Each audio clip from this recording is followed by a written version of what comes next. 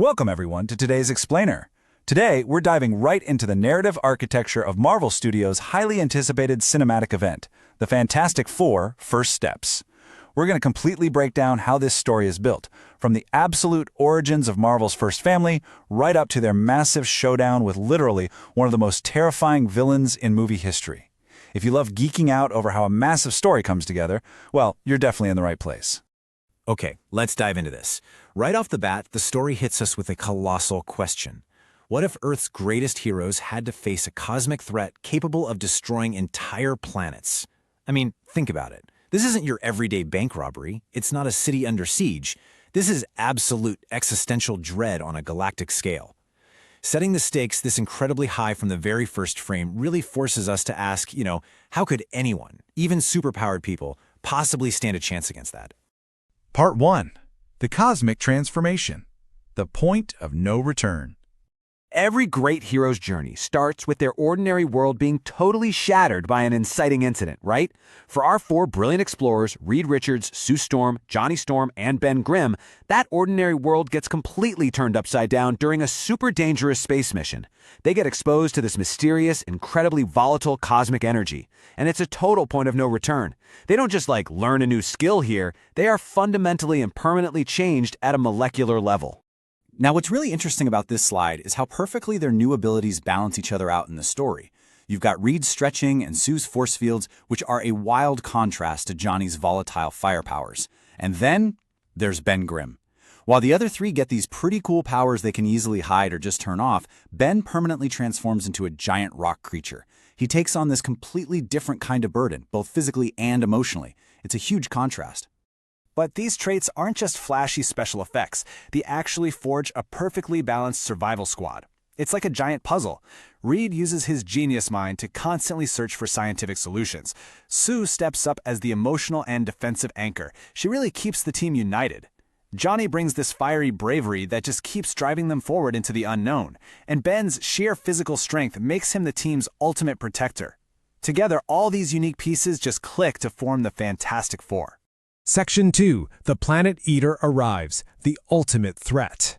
So the crucial point here is understanding the sheer, mind-boggling scale of the antagonist they're dealing with. Galactus is this terrifying cosmic entity, but he's not your standard villain.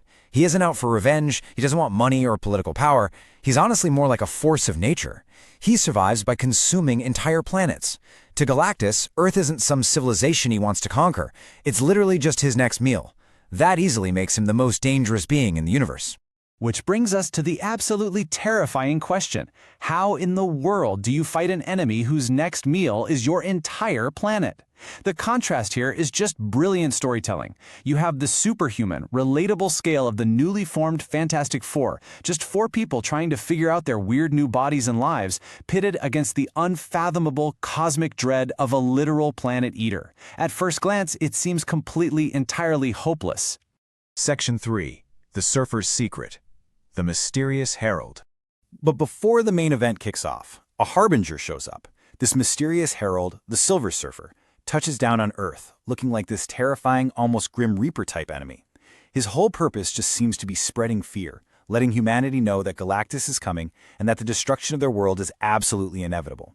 The sheer panic he causes across the globe forces the Fantastic Four to basically scramble for any possible way to save humanity. And this brilliantly illustrates the real depth of the narrative. At first, the Surfer is just presented as this inevitable harbinger of doom. But as the story unfolds, we find out he's actually a tragic servant. He isn't truly evil at all. Actually, long ago, he sacrificed his own freedom, becoming a prisoner of circumstance. He's acting out of cosmic obligation, not malice. This revelation right here, it's the absolute turning point of the entire story.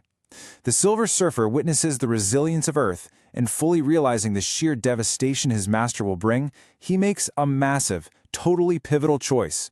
He turns against Galactus to actually help the Fantastic Four. This flips the entire momentum of the story on its head. Suddenly, humanity and our little team of heroes actually have a fighting chance against impossible odds. Part 4. The Epic Final Battle. Earth's fate hangs in the balance. Let's move to the climax and see how this builds. Because this final confrontation is an absolute masterclass in blockbuster pacing. It's rapid fire. First, Reed deploys his sheer intelligence to formulate a strategy against a literal god. Then, Sue projects massive force fields to tank planetary-level attacks and protect the city.